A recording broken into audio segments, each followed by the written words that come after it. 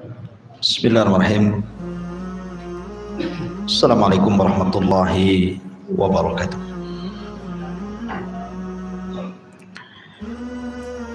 Alhamdulillah wassalatu wassalamu ala Rasulillah wa ala alihi wa sahbihi wa mawalah wa la hawla wa la quwwata illa billahi wa ba'd.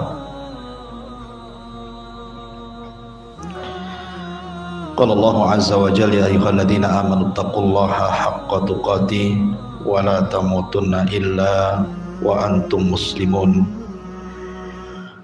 Amma ba'du.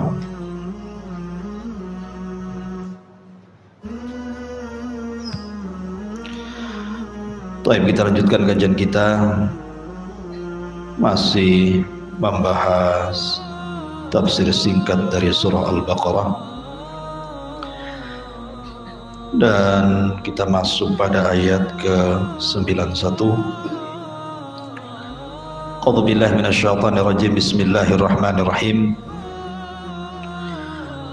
Wa idza qila lahum aminu bima anzalallahu qalu nu'minu bima unzila alaina wa yakfuruna bima wara'ahu wa huwal haqq musaddiqan lima ma'ahum qul falima taqtuluna anbiya Allahi min qablu in kuntum mu'minin. Dan apabila dikatakan kepada mereka, berimanlah kepada apa yang diturunkan Allah, maksudnya Al-Quran, maka mereka, maksudnya orang-orang kafir Yahudi, kami beriman kepada apa yang diturunkan kepada kami saja, maksudnya Taurat. Dan mereka ingkar kepada apa yang setelahnya, padahal Al-Quran itu adalah sesuatu yang hak, yang membenarkan apa yang ada pada mereka. Katakanlah wahai Muhammad kepada mereka orang-orang Yahudi, mengapa kamu dahulu membunuh nabi-nabi yang Allah utus jika kalian adalah orang-orang yang beriman kepada Allah Subhanahu wa ta'ala. Ayat ini masih menceritakan tentang kisah orang-orang Yahudi, di mana orang-orang Yahudi yang ada di kota Madinah, yang kesemuaannya adalah 10 kabilah, tetapi yang besar adalah 3 kabilah, Bani Quraidah, Bani Qunaiqah, dan Bani Nadhir. Ketika Nabi SAW hijrah dari Mekah ke Madinah, maka Nabi SAW meminta orang-orang Yahudi untuk beriman kepada Al-Quran. Tetapi jawaban orang-orang Yahudi justru mereka mengatakan, tidak, kami hanya beriman kepada yang kami turunkan saja, maksudnya Taurat. Padahal kepada Taurat pun mereka tidak beriman. Banyak pelanggaran-pelanggaran yang mereka lakukan terhadap Taurat, tapi itu pengklaiman mereka dan mengatakan bahwa kami hanya beriman kepada Taurat saja.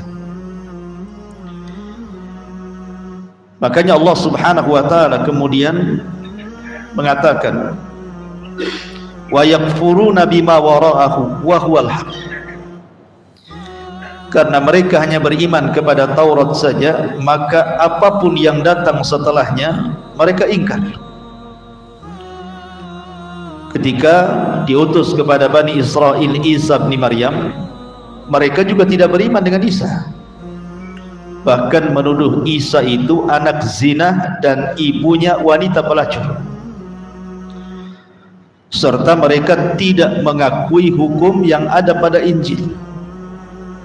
Makanya orang-orang Nasrani mengkafirkan orang Yahudi karena tidak mengakui nabi mereka. Sebagaimana orang-orang Nasrani mengkafirkan orang Yahudi karena tidak mengakui kerasulan Isa, maka kita kafirkan juga Yahudi.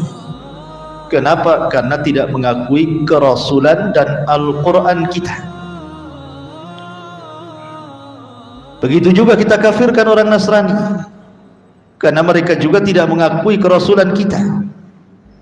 Mereka ingkar terhadap Nabi Muhammad SAW dan Al-Quran yang dibawanya. Padahal Allah katakan, wa huwal haqqu musaddiqan lima ma'ahu. Padahal Al-Quran yang diturunkan itu sebuah kebenaran, membenarkan kitab-kitab sebelumnya, membenarkan Taurat dan juga Injil. Artinya bahwa Al-Quran itu penguat sebenarnya. Kalau mereka paham apa yang ada dalam Taurat dan Injil ada dalam Al-Quran.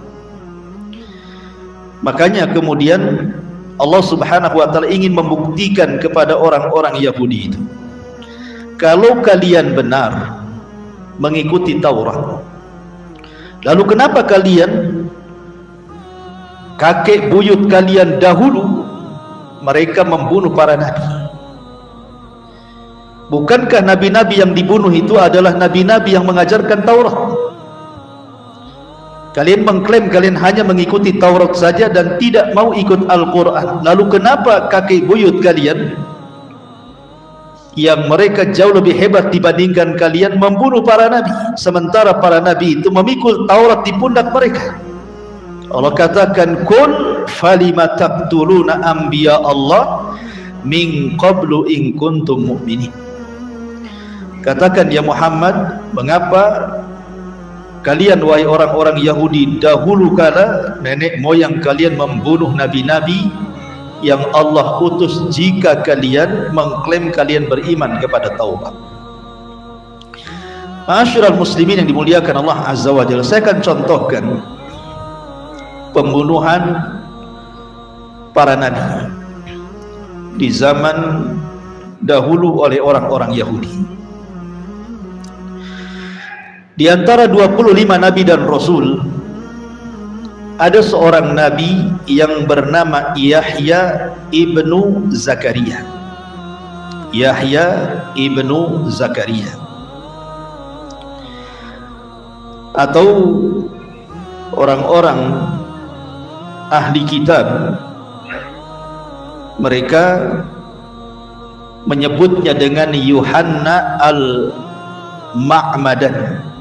Al-Ma'madan, Yuhanna al-Ma'madan, itu istilah Taurat, tapi istilah Al-Quran namanya Yahya ibnu Zakaria.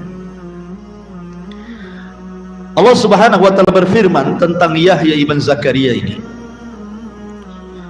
ya Yahya hudil kitaba biquwwatin wa atainahul hukma sabiyya wa hananan min ladunna wa zakatan wa kana taqiyya wa barram biwalidayhi wa lam yakun jabbaran asiya wa salamun alaihi yawma wulida wa yawma yamutu wa yawma yub'atsu hayya. Wahai Yahya, khudil kitaba bil quwwah, ambillah kitab ini dengan kekuatan, dan kami datangkan hukum kepadamu di waktu engkau masih belia. Jadi Yahya itu diangkat jadi nabi di usia 7 tahun, masih kecil, 7 tahun belum balik, sudah jadi nabi. Kalau nabi kita diangkat berapa? Usia 40 tahun kan? Yahya ini luar biasa, 7 tahun diangkat jadi nabi. Kemudian Allah mengatakan wahanana min ladunna, dan Yahya itu disifati Hanan. Hanan itu kasih sayang seorang ibu kepada anak, itu disebut Hanan. Tetapi sifat ini diberikan kepada Yahya seolah-olah Yahya itu memiliki sifat keibuan, sayang dengan orang tuanya. Karena Zakaria itu ketika itu sudah 100 tahun lebih usianya, sehingga dia sayang dengan kedua orang tuanya. Wa zakatan wa kana taqiyya, hatinya bersih dan orangnya takwa.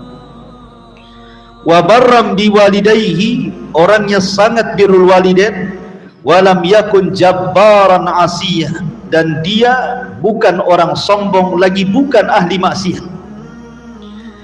Maka Allah katakan wassalamun alaihi, keselamatan bagi Yahya, yauma wulida, pada hari dia dilahirkan, wa yauma yamutu, pada hari dia diwafatkan, wa yauma yub'atsu hayya, dan pada hari kelak dia dibangkitkan. Karena tiga kondisi ini sangat mengkhawatirkan manusia: saat kelahiran, saat kematian, saat dibangkitkan. Ini kan mengkhawatirkan. Saat dilahirkan mengkhawatirkan apakah anak ini selamat atau tidak. Banyak bayi yang dilahirkan cacat atau mati. Saat diwafatkan banyak orang yang su'ul khatimah. Saat dibangkitkan dia harus mempertanggungjawabkan hisab di hadapan Allah. Makanya Yahya itu diselamatkan saat kelahiran, saat diwafatkan, dan saat dibangkitkan. Lah Nabi Yahya alaihi salatu wassalam di usia 7 tahun itu, banyak anak-anak usia 7 tahun kan biasa suka main-main gitu ya. Jadi Yahya itu kadang diajak main-main. Tapi Yahya mengatakan ma khuliqtu lilla'ib, aku tidak diciptakan untuk main-main.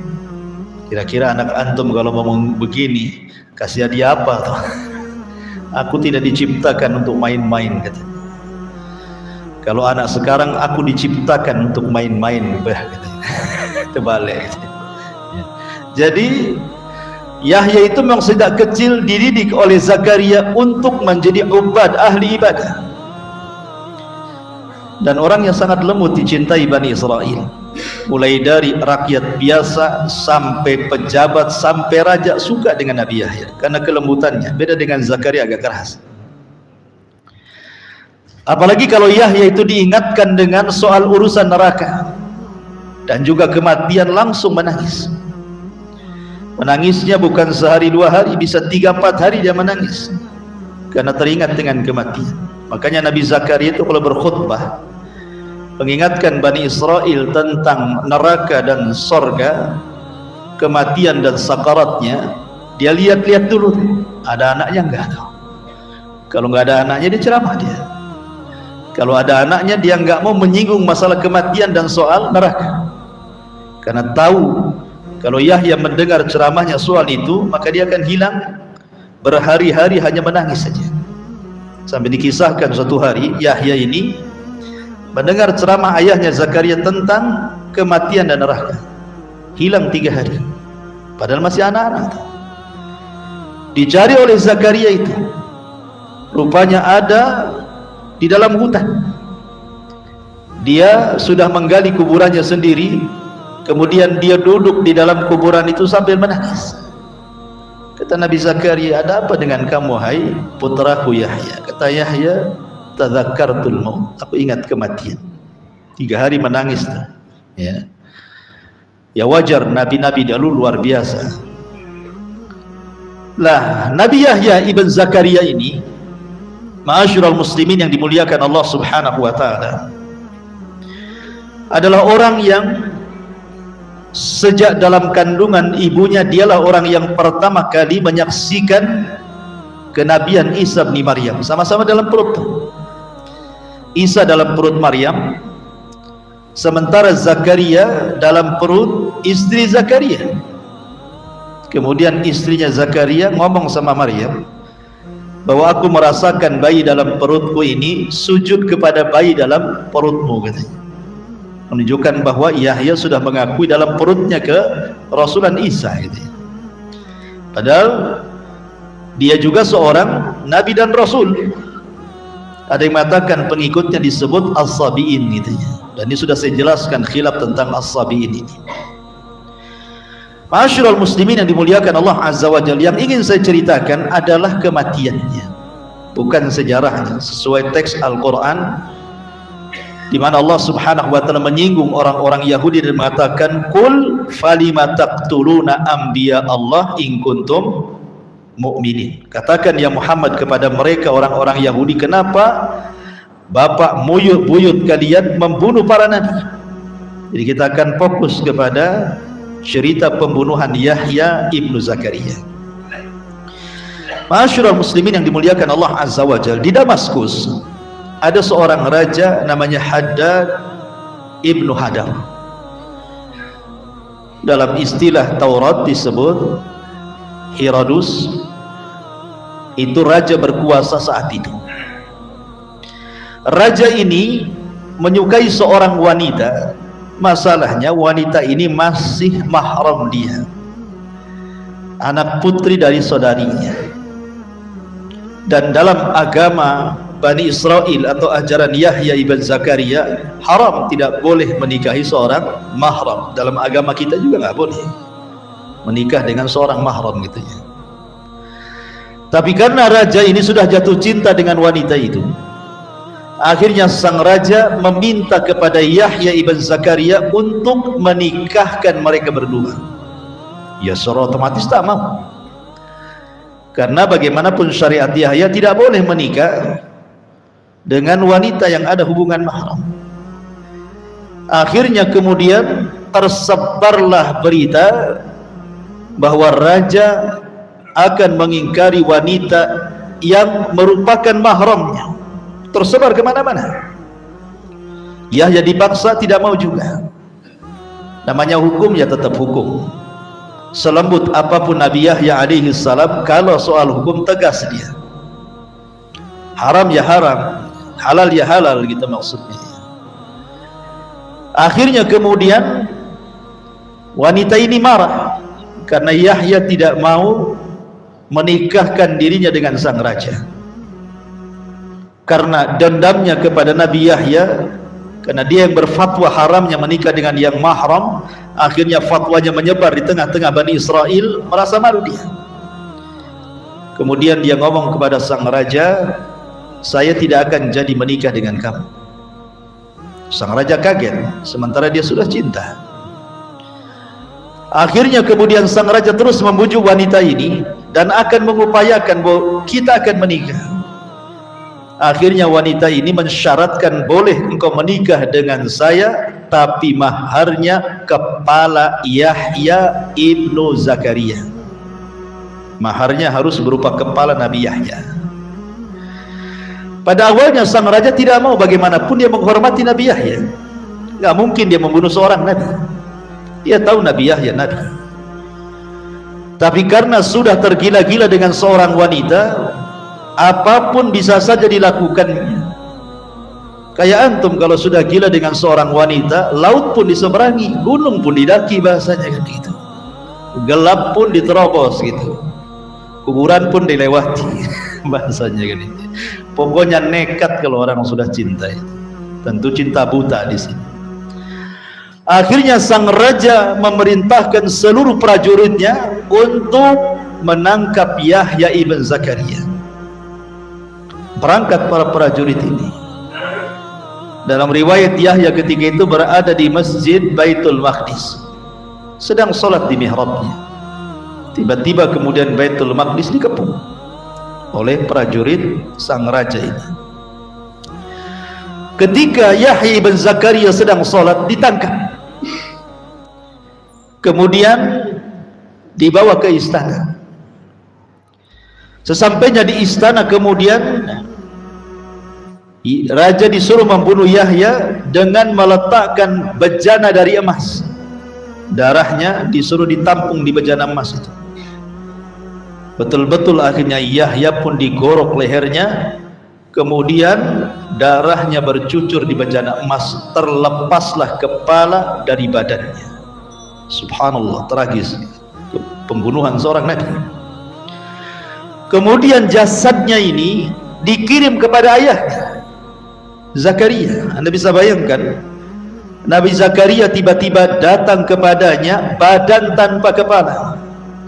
Anak yang selama ini dirindukan kelahirannya, usia 100 tahun, istrinya 9 tahun, dinyatakan mandul, tidak punya anak.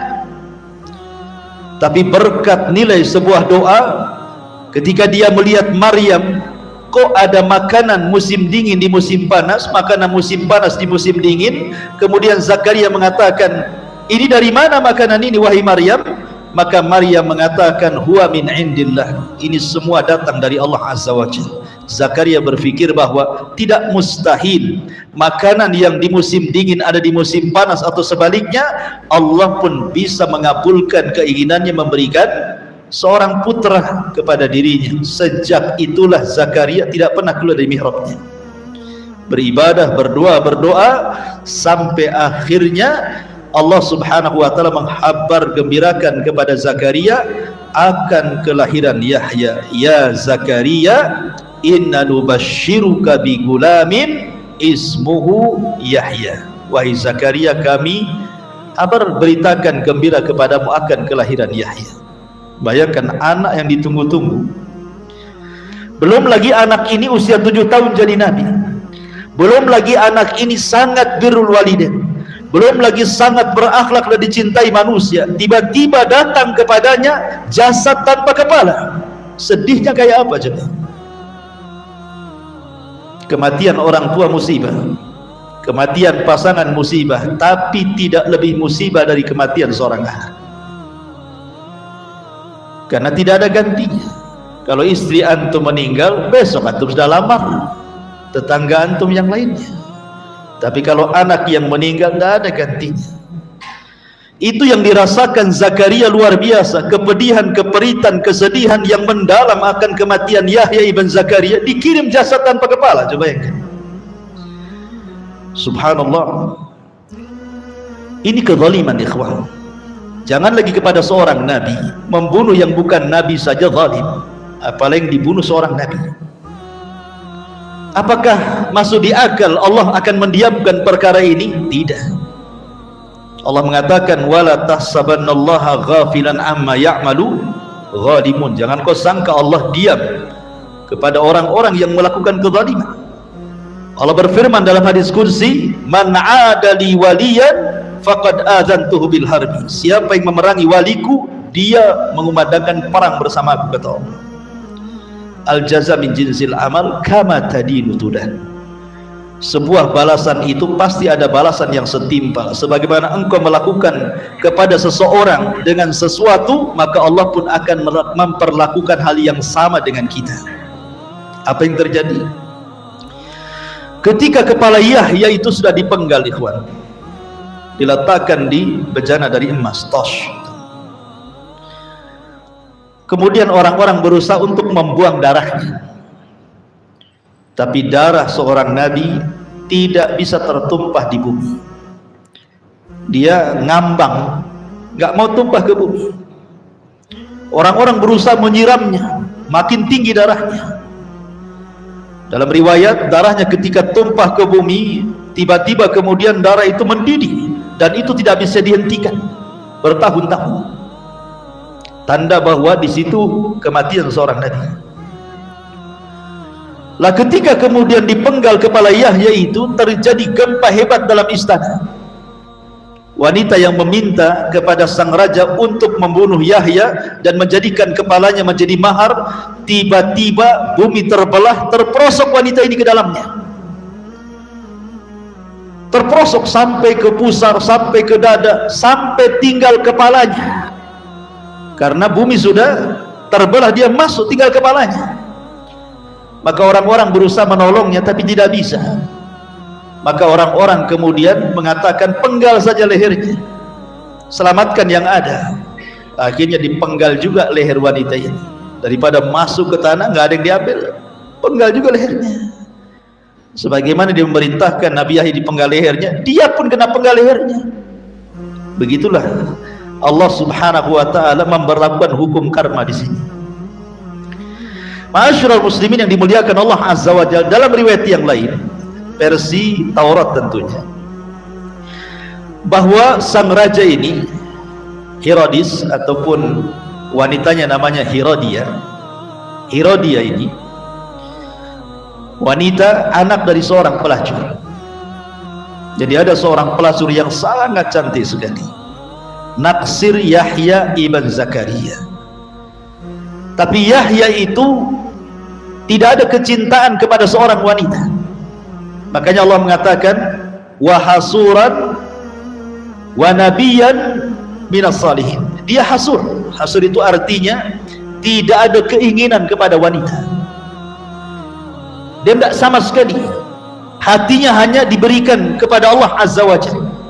Jadi ketika ditanya kenapa anda tidak menikah, maka jawabannya sederhana, ya karena kecintaanku hanya diberikan kepada Allah Azza wa Jalla. Tidak ada ruang di hatiku seorang wanita pun. Luar biasa. Kalau kita 100 wanita ada di hati, bukan 4 lagi, 100 di dalam hati. Setiap tengok wanita cantik mau juga sama dia kan. Tapi Yahya mengatakan tidak ada ruang di hatiku kecintaan kepada seorang wanita, karena kecintaanku hanya diberikan kepada Allah. Jadi wanita pelacur ini berusaha menggoda Yahya, tidak tergoda sama sekali. Secantik apapun wanita ini, sama sekali Yahya tidak pernah memandangnya.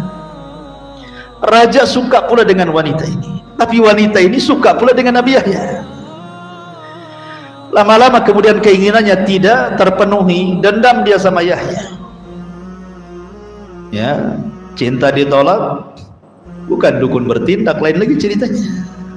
Jadi akhirnya wanita ini semakin tua, otomatis kan kecantikannya pudar, tapi dia sudah mempersiapkan anak putrinya untuk balas dendam. Anak putrinya pula cantik pula kayak ibunya. Akhirnya kemudian sang ibu mengatakan kepada sang raja, tidak usah kau menikah denganku, nikahlah dengan putriku. Oh, makin senang sang raja itu, tapi maharnya kepala Yahya. Awalnya sang raja tidak mau, tapi karena itu syaratnya dilakukan pula.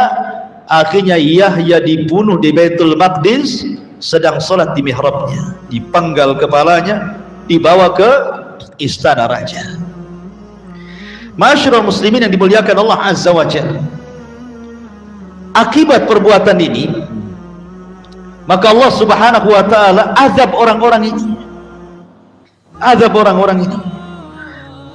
Bagaimana caranya Allah Subhanahu wa ta'ala mengazab? Dikirim raja yang jauh lebih zalim dibandingkan raja yang memerintahkan membunuh Yahya bin Zakaria. Ada raja lagi yang lebih zalim lagi, yang sejarah mencatat namanya Bukhtun Nasr, Raja Babil, Raja Babylon Irak. Dia mendengar tentang kematian orang baik namanya Yahya ibn Zakaria, dan tentang darah yang bergolak tidak berhenti-berhenti. Maka sang raja zalim ini bersumpah untuk membalaskan dendam Yahya ini. Akhirnya dia bawa pasukan besar dari Irak, bayangkan, dari Babylon itu menyerang Damaskus. Habis semua, dihancurkan Baitul Maqdis. Palestina itu rata dengan tanah. 70.000 Yahudi meninggal di sini. Ribuan wanita dan anak-anak diperbudak, dibawa ke Irak. Sebagiannya kemudian lari tunggang langgang mencari suaka ke negeri-negeri, sampailah ke kota Yathrib, Madinah. Ya. Jadi betul-betul Allah Subhanahu wa ta'ala ingin tunjukkan kekuatannya. Ketika ada raja zalim, rupanya ada raja yang jauh lebih zalim lagi, kan itu dikirim kepada raja zalim ini. Dan Bukhtun Nasr ini dalam Islam, ketika para ulama menyebutkan tentang 4 raja yang menguasai sebagian besar dunia, 2 mukmin dan 2 kafir. 2 mukmin maksudnya Sulaiman dan Dzulqarnain, 2 kafir maksudnya Namrud dan Bukhtun Nasr ini, yang menghancurkan Palestina rata dengan tanah. Sampai ketika itu ada seorang nabi namanya Uzair lewat di situ, melihat kota hancur luar biasa. Temenung dia, dulu kota ini indah, dulu kota ini ramai, banyak penduduknya. Sekarang tidak ada satupun orang lewat di situ, bangunan rata dengan tanah. Kemudian dia berpikir, anna yuhyi hadihillahu ba'da mautihi, ba'da mautiha. Mungkinkah Allah menghidupkan kota yang sudah mati seperti ini? Akhirnya Allah tidurkan Uzair 1 abad. Ketika bangun, rupanya kotanya sudah ramai lagi. Itulah kisahnya Uzair, yang kemudian belakangan dia mampu mentalkinkan Taurat dalam hafalannya, karena papan Taurat hilang ketika penyerbuan Bukhtun Nasr ini. Sejak itulah Yahudi menuhankan Uzair, dan Allah katakan wa qalatil yahud Uzair ibnullah, dan berkata orang-orang Yahudi Uzair itu anak Allah. Cukup sampai di sini kesadisan orang-orang Yahudi kepada seorang nabi? Tidak. Ketika terjadi gempa dan banyak yang terperosok di istana itu, orang-orang Bani Israel menganggap bahwa ini Tuhannya Zakaria sedang murka. Tuhannya Zakaria sedang murka. Sejak itulah maka target kedua membunuh Zakaria, ayahnya. Anaknya sudah terbunuh nih, target kedua Zakaria. Mereka menganggap bahwa ini adalah kemurkaan Tuhannya Zakaria, bukan Tuhan mereka. Dibilang Tuhannya Zakaria sedang murka. Ada juga yang mengatakan kemudian mereka membuat isu untuk alasan membunuh Zakaria. Isunya apa? Zakaria difitnah menghamili Maryam, lahirlah Isa. Karena Zakaria itu pamannya Maryam. Ya. Akhirnya tersebar isu. Maka kemudian bergeraklah tentara Yahudi ini mencari Zakaria. Malaikat datang memberitahu Zakaria agar keluar dari rumahnya karena sudah ditarget pembunuhan. Berangkatlah Zakaria, kemudian masuk ke dalam hutan bersembunyi. Di dalam hutan dia mendapati satu pohon yang sangat besar. Tiba-tiba datang mukjizat Allah Subhanahu wa taala. Kemudian pohon ini bisa bicara, memanggil-manggil Zakaria. Ya Zakaria, ya Zakaria, ta'al ya Zakaria, kemari wahai Zakaria, sembunyilah di sini. Maka pohon itu kemudian terbelah menjadi dua. Zakaria masuk ke dalam pohon itu. Kemudian merapat lagi pohon itu. Rupanya iblis datang. Ketika pohon itu belum merapat, iblis menarik sedikit pakaian Zakaria keluar. Kemudian baru rapat. Jadi nampak ada pakaiannya nongol sedikit. Lah tentara-tentara Bani Israel ini, orang-orang Yahudi ini mencar. Mereka sudah bawa gergaji itu untuk menghukum Zakaria. Masuk ke dalam hutan, cari sana, cari sini, nggak ketemu. Tapi iblis kemudian tiba-tiba menjelma manusia, kemudian memberitahu mereka, kalian ingin tahu di mana Zakaria? No, Zakaria di situ. Kemudian ditunjukkan kepada pohon sebagai buktinya kalau tidak percaya di situ ada pakaian Zakaria yang keluar sedikit. Maka iblis mengatakan gergaji saja. Akhirnya kemudian digergaji pohon itu. Ketika gergaji itu sudah mulai nempel di badan Zakaria dan dia pun merasa sakit. Dia pun sempat mengeluarkan kesakitan dia. Tetapi Allah mengatakan, ya Zakaria, kalau engkau terus mengerang seperti itu, maka kami akan balikkan tanah dan menimpa semua orang-orang itu. Akhirnya Zakaria berusaha untuk diam. Kenapa? Karena sayang dengan umatnya. Walaupun dia harus digergaji, dia sayang dengan umatnya. Dalam waktu seperti itu pun harusnya kan, kalau memang dia ditawari umatnya untuk diazab pada waktu itu kan senang saja kan begitu ya. Ya sudah timpakan saja ya Rabb kan itu. Udah kurang ngajar mereka sudah gergaji saya kan itu ya. Itu kalau antum yang dalam pohon itu kan gitu. Kan yang dalam pohon itu Nabi Zakaria. Artinya bahwa seorang nabi masih memiliki rahmat kepada umatnya sampai dia meninggal digergaji. Ya, tentu sebagian ulama ada yang mengatakan bahwa ruh Zakaria sudah diangkat ketika gergaji itu memotong badannya. Artinya badan ini tidak akan merasakan sakit kalau ruh sudah keluar. Ya, karena hakikat kematian itu adalah ketika ruh keluar dari badan. Walaupun mayat ini dicincang sampai 100 potongan pun tidak akan merasa sakit kalau nggak ada ruhnya. Cuman orang yang memandang sadis sekali kan itu ya. Kok sadis sekali itu, betapa sakitnya dicincang. Jangan, kalau sudah ruh keluar itu nggak akan merasakan sakit.